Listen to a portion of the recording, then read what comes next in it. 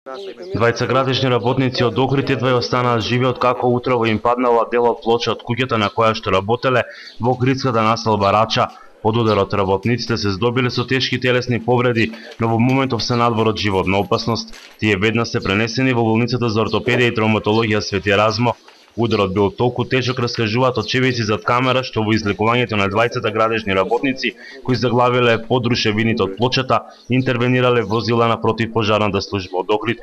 Постариот работник, кој е на возраст од 71 година, се здобил со потешки повреди. Станува збор за Миле Пафунцовски и Борис Митревски. Се работи за тешка телесна повреда на карлицата кај пациентите.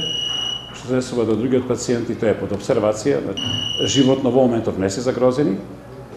Пациентот едниот е на возраст 71 година, мислам, треба да го погледам, меѓутоа да, 71 година, а другиот е помлад, негде 40 на години.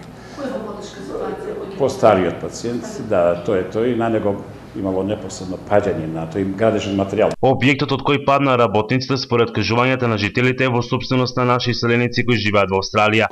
На лице место веднаш дојдоа брза помош, полиција и основно јавен обвинител. Од Свети Еразмо информираат дека двајцата работници под постојан мониторинг ќе бидат во наредните 24 часа. Случаи кога градежни работници паѓаат од објекти каде што работат станува се почеста појава во Македонија.